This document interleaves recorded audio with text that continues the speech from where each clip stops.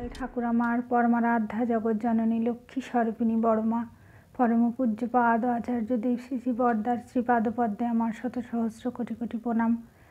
ঠাকুর পরিবারের সকলকে আমার প্রণাম এবং সবাইকে আমার আনন্দিত জয়গুরু। ঠাকুর বললেন, নির্ভর করে নির্ভয় হও। তাই আমরা ঠাকুরের প্রতি যতটা বিশ্বাস, ভক্তি, ভালোবাসা, নিষ্ঠা নিয়ে চলি, সেটার সেই ভাব থেকে আমাদের ভেতরে নির্ভরতাটা আসে। আর সেই নির্ভরতাটা যখন পাকা হয়, তখন আমাদের মধ্যে এই ভয় জিনিসটা কেটে যায়, আমরা নির্ভয় হয়ে উঠি। তাই ঠাকুরকে আমরা যারা ভালোবাসি, জীবনে গ্রহণ করেছি, যারা ইষ্টনিষ্ঠ পরায়ণ হয়ে আমরা চলার চেষ্টা করি, যারা আমরা আচার্য পরম্পরাকে মেনে চলি, তাদের মধ্যে দেখবেন এই নির্ভরতা, অর্থাৎ নির্ভয় হয়ে তার প্রতি বিশ্বাস, ভক্তি অটুট রেখে জীবনকে সঠিক পথে চালিয়ে নিতে পারি। তাই এই নির্ভয় হয়ে নির্ভর করা, এরই একটা ঘটনা বলি। এক ভদ্রলোক ঠাকুরকে একদিন কলকাতায়, ঠাকুর তখন পার্লারে, কলকাতার বাড়িতে বসে আছেন। ঠাকুর এসেছেন, সবাই দেখতে এসেছেন ঠাকুরকে। ঠাকুর তখন বাংলাদেশ থেকে এখানে আসেন। এখানে এসে ঠাকুর কলকাতার বাড়িতে বসে আছেন। সেই সময় এক জমিদার ভদ্রলোক, তিনি বলেন যে আমি ঠাকুরকে দেখে আসি। শুনেছি সবার মুখে শ্রী শ্রী ঠাকুর অনুকূলচন্দ্র ভগবান, তাই ভগবানকে দেখতে যাচ্ছি।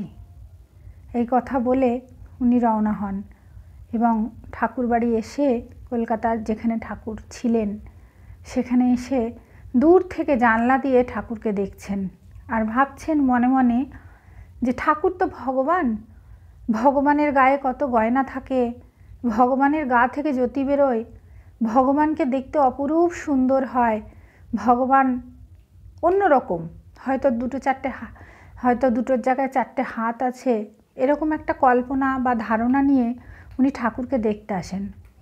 তারপর দীর্ঘ সময় জানলা দিয়ে দেখে উনি ভাবেন যে খালি গায়ে একটা সাদা ধুতি পরে গড়গড়া খাচ্ছেন একটা সাধারণ, অতি সাধারণ একজন মানুষ, ওনাকে কেন সবাই ভগবান বলে? এই প্রশ্নটা ওনার মনের মধ্যে জাগে। তারপরেও উনি দীর্ঘ সময় ঠাকুরের দিকে তাকিয়ে থেকে ঠাকুরকে দেখতে শুরু করেন। তারপর আস্তে আস্তে দেখতে দেখতে দেখতে দেখতে উনি বুঝতে পারেন, ওনার মনে হয়, ওনার মনের অনুভূতি যে ঠাকুর সাধারণ মানুষ, ঠাকুর কোনো ভগবান না। এই চিন্তাভাবনা নিয়ে উনি বাড়ি চলে যান। তারপর দিন ওনার আবার মনের মধ্যে একটা আকুতি তৈরি হয় যে আমি আবার ঠাকুরকে দেখতে যাব। তখন উনি আবার আসেন ঠাকুরকে দেখতে। এইভাবে ঠাকুর ওখানে যে কদিন ছিলেন সে কদিন উনি প্রতিদিন এসে ঠাকুরকে দেখতেন। তারপর যেদিন ঠাকুর আবার বাংলাদেশের পথে রওনা হন, তখন ঠাকুরকে গাড়ির মধ্যে উনি দেখে মনে মনে ভাবেন যে ঠাকুর চলে যাচ্ছেন, ওনার যেন, ঠাকুরের যেন একটা কষ্ট হয়। তখন উনি যেই গাড়িটা ছেড়ে দেয়, তখন উনি গাড়ির মধ্যে উঠে পড়েন। উঠে পড়ে ঠাকুরের পাশে বসেন, গিয়ে তখন ঠাকুরের পা জড়িয়ে ধরে বলছেন, ঠাকুর আপনি চলে যাচ্ছেন, আপনার জন্য আমার মনটা কেমন করছে। আপনি এখানে যতদিন আছেন আমি রোজ এসে আপনাকে দেখে যাই, আমি একজন জমিদার। তখন ঠাকুর হেসে দিয়ে বললেন যে তুমি আমার সঙ্গে চলো। তারপর সেই ভদ্রলোক ঠাকুরের সঙ্গে বাংলাদেশে যান। সেখানে গিয়ে বেশ কিছুদিন ঠাকুরের সঙ্গে সময় কাটান। তারপর উনি আবার ফিরে আসেন। ফিরে আসার পরে কলকাতায় উনি থাকতেন। উনি আসার পরে মনে মনে ভাবছেন, আমি এত বড় একজন জমিদার, আমার এত জায়গা জমি, এত লোক লস্কর, আমি এগুলো সব কিছু ছেড়ে কি করে আমি ঠাকুরের কাছে গিয়ে থাকবো? অথচ ঠাকুরের জন্য আমার মনের ভেতরটা আকুপাকু করছে, আমার এত কষ্ট হচ্ছে কেন? আমি ঠাকুরকে না দেখে থাকতে পারি না, আমার ঠাকুরের জন্যে কেমন একটা অদ্ভুত কষ্ট অনুভব হয়, আমার মনে হয় যেন আমি নিজের কোনো মানুষকে ছেড়ে আছি। এই কথা মনের মধ্যে হতে হতে ঠাকুরকে একখানা চিঠি লেখে যে ঠাকুর আজ থেকে আমি খাওয়া দাওয়া বন্ধ করে দেবো, আমি মারা যাব, আমি না খেয়ে মরে যাব, তাহলে তো তোমার জন্য আমার এই কষ্টটা হবে না।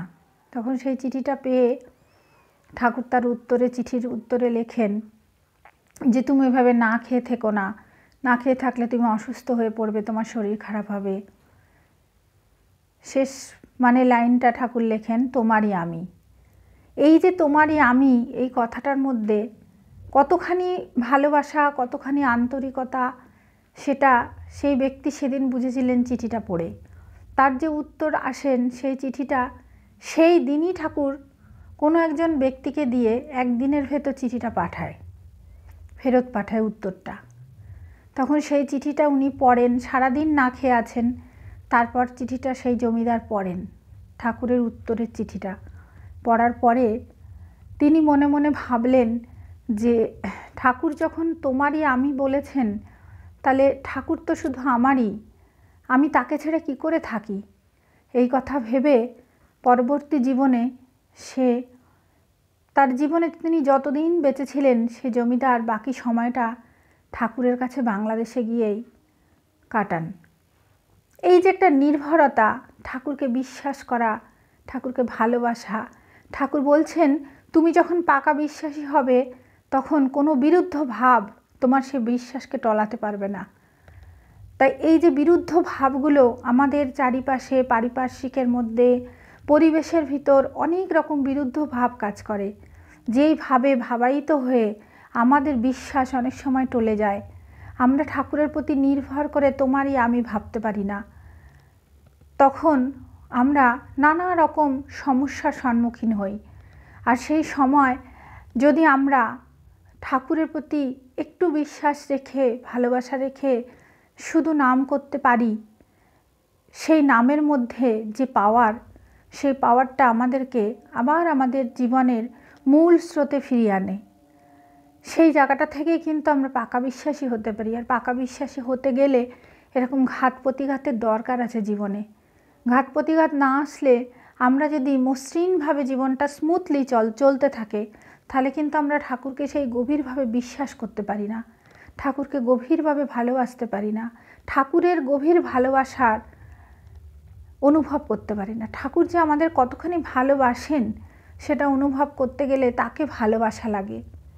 ঠাকুর বললেন যে তুমি যখন আমার কথা মনে করে, আমার কথা চিন্তা করে তোমার জীবনের এই দুঃখের দিনগুলোকে অতিবাহিত করবে, যখন তুমি নামময় হয়ে ইষ্টমুখী হয়ে জীবনে চলবে, তখন দেখবে তোমার বেঁচে থাকা আর বেড়ে ওঠা দুটো পথই তোমার সামনে খুলে গেছে।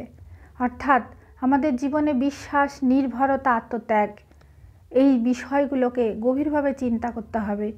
তবেই কিন্তু আমরা একটু একটু করে উন্নতির পথে এগিয়ে যেতে পারবো। আর পরম দয়াল শ্রী শ্রী ঠাকুর সবসময় আমাদের সঙ্গে থাকেন। এই গভীর বিশ্বাস থেকে আমরা বলছি যে আমরা জীবনে যত প্রতিঘাত, যত প্রতিকূল পরিস্থিতির মধ্যে আসুক না কেন আমাদের জীবনটা, আমরা কিন্তু ঠিক এই জায়গা থেকে বেরিয়ে আসতে পারবো। এই বিশ্বাসটা রাখতে হবে। তার কারণ হলো আমাদের সঙ্গে দয়াল আছেন। ঠাকুর আমাদের সব সময় ভালোবাসেন, আমাদের ভালো রাখার চেষ্টা করেন, কিন্তু আমরা আমাদের জীবনের কিছু ভুল সিদ্ধান্ত নিই, যেই ভুলগুলো আমাদেরকে ধরিয়ে দেওয়ার সেই মুহূর্তে কেউ থাকে না। শুধুমাত্র ঠাকুরের বইগুলো আমাদের জীবনের পাথেয়। আর আচার্য পরম্পরা মেনে আমরা যদি ঠাকুর বাড়ির সাথে যোগাযোগ রাখি, তাহলে আমাদের জীবনের কিছুটা ভুল আমাদেরকে আচার্যদেব দয়া করে ধরিয়ে দেন। সেই জায়গাগুলো থেকে যদি আমরা বিশ্বাসের সঙ্গে, নিষ্ঠার সাথে পরম পিতাকে ভালোবেসে একটু একটু করে যদি সরে আসতে পারি, নিজেকে যদি পরিবর্তন করতে পারি, তাহলে দেখবেন আমাদের জীবনটাও খুব সুন্দর। ঠাকুর বলেছেন তোমার মধ্যে দেবত্ব আছে, তুমি সেই দেবতাকে জাগ্রত করো, কারণ তুমিও ভগবান। আমরা প্রত্যেকটি মানুষ কিন্তু ঈশ্বরের আশীর্বাদ পুত সন্তান। আমরা প্রত্যেকটা মানুষ পরমাত্মার অংশ। তাই আমরা ঈশ্বরকে যখন গভীরভাবে নামের মধ্যে দিয়ে স্মরণ করি, তখন আমরা ফিল করি, প্রত্যেকে দেখবেন, অনুভব করি নাম ধ্যানের সময় যে ঈশ্বর আমার মধ্যে বিদ্যমান, ঈশ্বর আমার জীবনে বর্তমান, ঈশ্বর আমার জীবনে সত্যি। আমি সততার সঙ্গে সত্যের পথে একটু একটু করে এগিয়ে চলেছি।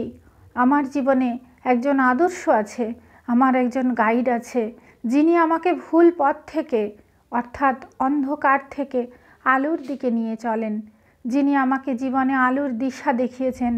যে নামময় জীবনের মধ্যে আমি আমার প্রভুকে অনুভব করি, সেই জীবনে কখনো কোনো রকম বড় ক্ষতি হয় না। তার কারণ হলো যত সমস্যাই আসুক আমাদের জীবনে, আমাদের প্রভু আছেন। এই বিশ্বাসটা যতক্ষণ আমার ভিতর আছে ততক্ষণ আমি বেঁচে আছি। এই বিশ্বাস আমাকে একটু একটু করে মঙ্গলের দিকে নিয়ে যাবে, একটু একটু করে আমার জীবনের লক্ষ্যে পৌঁছে দেবে। আর এই যে জমিদারের গল্পটা আমি বললাম, এই জমিদারকে দেখুন, তিনি প্রথম কিন্তু দেখতে এসেছিলেন উনি ভগবান কিনা। তারপর দেখুন সেই যে তাকে দেখা, সেই চোখের পলকে সেই মানুষটি তার জীবনে আপন হয়ে গেল। তারপরে ঠাকুর যখন চলে যাচ্ছেন তার জন্য তার কষ্ট হচ্ছে। পরবর্তীতে বাংলাদেশ থেকে এসে উনি ঠাকুরকে ছেড়ে থাকতেই পারলেন না। এমন হলো যে জীবনের সব কিছু ছেড়ে উনি ঠাকুরের কাছে চলে গেলেন। ওনার বাকি জীবনটা দয়ালের চরণাশ্রিত হয়ে উনি বাংলাদেশেই থেকে গেলেন। এই যে বিশ্বাস, এই যে ভালোবাসা, এই যে ভক্তি, এগুলো নির্ভেজাল। মানুষ যতক্ষণ পর্যন্ত তাকে না বুঝে ভালোবাসে, তাকে না জেনে, তার সাথে স্বার্থের সম্পর্ক না রেখে যখন তাকে বিশ্বাস করতে শুরু করে, তখন জানবেন সে এতটাই গভীরভাবে তাকে চান, এতটাই গভীরভাবে ঈশ্বরকে পেয়েছেন, এটা তার জীবনের পরম পাওনা। তাই ওই জমিদার তার বাকি জীবনটা ঈশ্বরের সান্নিধ্যে কাটিয়ে দিলেন। এটা তার জীবনের পরম প্রাপ্তি। তাই আসুন আমরা সবাই শ্রী শ্রী ঠাকুরকে জীবনে গুরুরূপে পেয়ে ধন্য হয়েছি, নিজেকে ধন্য করেছি, নিজের পরিবারকে সুন্দর করব, ভালো রাখব, সবাই সুস্থ, শান্তি, স্বস্তি, মঙ্গলের অধিকারী হব, এই বিশ্বাস রেখে আমরা প্রিয় পরমের শ্রীচরণে প্রণাম জানিয়ে আজকে আমার এই বক্তব্য এখানে শেষ করছি। আপনাদের এই অনুষ্ঠানটি ভালো লাগলে সাবস্ক্রাইব করতে ভুলবেন না। সবাই ভালো থাকুন, আনন্দে থাকুন। জয় গুরু।